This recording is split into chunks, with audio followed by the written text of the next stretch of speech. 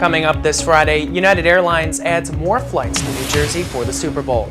Also, a big announcement from Subway as it unveils a new children's menu. And as the Winter Olympics near, how safe is Sochi? More details later in your Friday News Update. Thanks for joining us on Channel 82 for your Friday News Update. I'm Brendan Johnson. United Airlines is announcing more flights to Newark International Airport for the Super Bowl. Flights have been added between New Jersey, Denver, and Seattle, which are the home cities of this year's Super Bowl. The game will take place on February 2nd at MetLife Stadium in New Jersey between the Broncos and the Seahawks. Yesterday, First Lady Michelle Obama and Olympian Michael Phelps made a big announcement with restaurant food chain Subway. This is part of the First Lady's move in her campaign, focusing on reducing childhood obesity. They are unveiling a new children's menu that meets with standard school lunches, which includes low-fat milk or water as a side drink. The company says it plans to launch a new campaign to promote the new menu.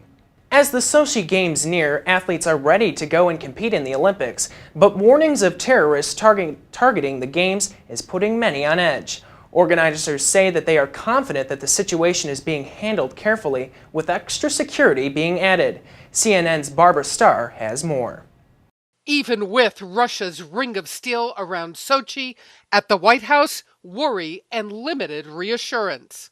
We have seen an uptick in threat reporting prior to the Olympics, which is, of course, of concern, although it is also not unusual for a major international event. The chairman of the House Homeland Security Committee has just returned from Sochi. The area that needs to be improved, quite frankly, is the intelligence sharing component that the Russians have been not quite as candid with us. The U.S. is pressing urgently for Russia to ask for help. We have offered, as I said, assistance to the Russians, any assistance that they might need to counter that threat. That assistance might include the Pentagon sending IED detection and jamming equipment, the same high-tech gear used in Iraq and Afghanistan.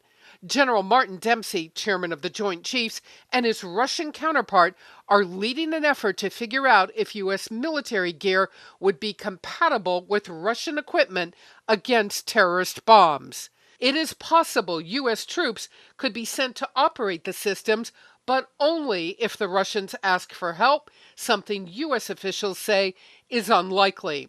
The FBI and State Department's diplomatic security personnel will be protecting U.S. officials attending the Games. Some U.S. Olympic teams are lining up private security to get them out of Sochi in a crisis. Boston-based Global Rescue will have personnel and aircraft near the Games to evacuate members of the U.S. ski and snowboard teams in an emergency. I think the level of concern, Barbara, is unquestionably higher, and I think that the amount of effort and resources that have been allocated to this Olympic Games is unparalleled. Olympic officials in a number of countries received a potentially threatening email, and while they don't think it was a direct danger to the Games, every piece of information is being scrutinized in these final days before the Games open in Sochi. Barbara Starr, CNN, The Pentagon. Boeing is looking into using green energy to reduce the industry's overall carbon footprint.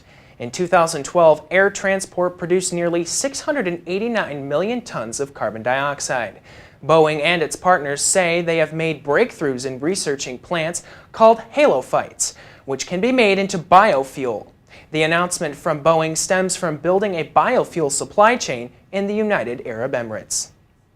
And for one woman in Ohio, the Super Bowl is not just a game, but a source of pride. That's because for 48 years, she has created the ball the players will pass, carry, and spike. Steve Slivka takes us to the Wilson Football Factory in Ado, Ohio, to see how she does it.